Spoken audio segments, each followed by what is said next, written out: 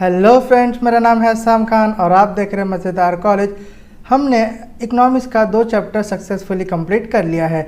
आज से हम स्टार्ट करने वाले इकोनॉमिक्स का chapter number 3A demand analysis. तो चलिए चिल्ड्रन जान लेते हैं कि हमें इस चैप्टर में क्या पढ़ना है।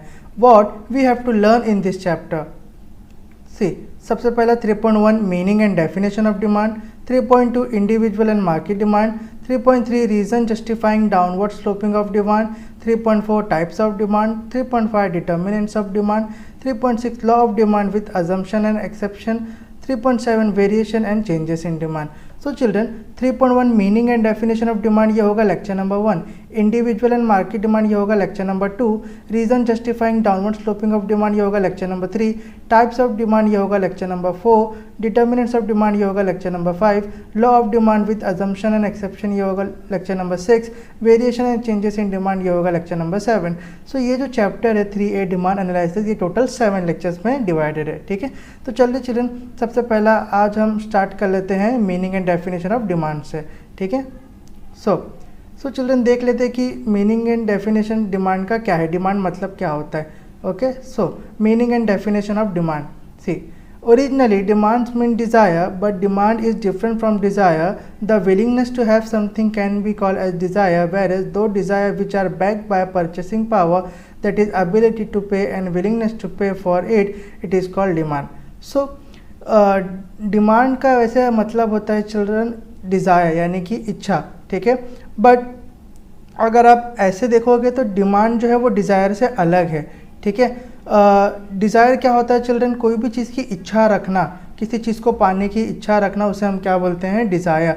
लेकिन डिमांड क्या होता है कि आपके मन में जो चीज़ पाने की इच्छा है उसे आप पा लेते हो। वो कैसे पाते हो, बाय पेइंग देम। ठीक है, अगर आपको कोई गुड्स चाहिए, आपको गुड्स खरीदने की इच्छा है, तो अगर आप उसे पे कर लेते हो, ठीक है, आपके पास एबिलिटी है, काबिलियत है कि आप उसे पे करके खरीद सकते हो। ठीक है, तो वो क्या बन जाएगा आपके लिए, डिमांड। ठीक है, डिज़ायर मतलब क्या हो गया कि इच्छा है, भाई गुड्स खरीदने की इच्छा है। लेकिन डिमांड कब हो जाएगा, जब आपके पास इच्छा होगी और आपके पास काबिलियत भी होगी उसको खरीदने की, तो वो क्या बन जाएगा, डिमांड। ठीक है, सी एग्जाम्पल दे देता हूँ मैं आपको। See, for example, if a person has the desire to go to Turkey but does not have the adequate money, then it will be simply a desire and not a demand. अब जैसे मिसाल के तौर पे मान लो किसी person को Turkey जाना है, ठीक है, लेकिन उसके पास पैसे नहीं है, तो टर्की जाना है ये उसके लिए क्या है, डिज़ायर। और अगर वो टर्की जा पाता, अगर उसके पास पैसे होते, तो वो क्या बन जाता, उसका डिमांड। आई बात समझ में। तो किसी चीज़ की इच्छा होना that is a desire, but आपके पास डिज़ायर भी है और आपके पास एबिलिटी भी है पे करने की, तो वो क्या बन जाएगा, डिमांड। आई बात समझ में। से it means the following 3 condition are necessary for demand. अब कोई चीज़ को डिमांड हम तभी बोलेंगे जब 3 कंडीशन जो है वो सेटिस्फाई होगी। सबसे पहली क्या है कंडीशन, सी डिज़ायर।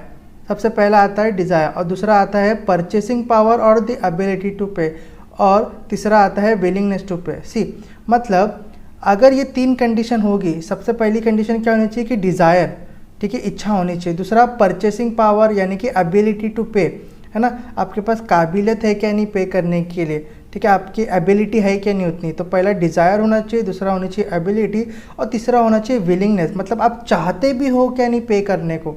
ठीक है, जब ये 3 चीज़ होगी तभी हम उसको बोलेंगे डिमांड। तो हम बोल सकते हैं भाई कि डिमांड का एक फॉर्मूला है।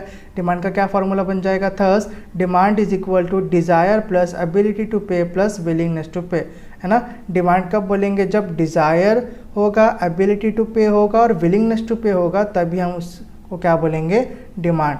आई बात समझ में। ठीक है, तो डिमांड का ये फॉर्मूला है, demand is equal to desire plus ability to pay plus willingness to pay. ठीक है, तो चलिए चलिए डेफिनेशन देख लेते हैं।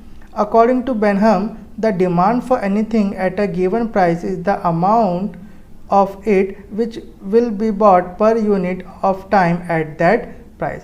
सो बेनहम के अकॉर्डिंग डिमांड क्या है, बेनहम के अकॉर्डिंग कोई भी चीज़ का डिमांड हम तब बोल सकते हैं चिल्ड्रन जब हम उस चीज़ को एट अ पर्टिकुलर प्राइस पे या एट अ पर्टिकुलर टाइम पे ख़रीद के लेकर आएंगे।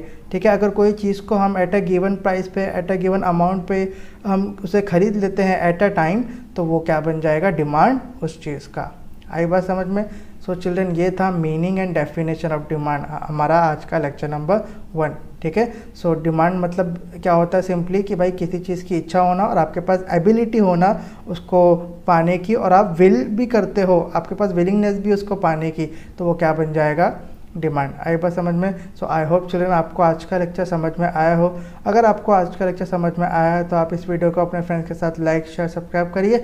मैं मिलूंगा आपसे नेक्स्ट लेक्चर में, तब तक अपना ख्याल रखिए।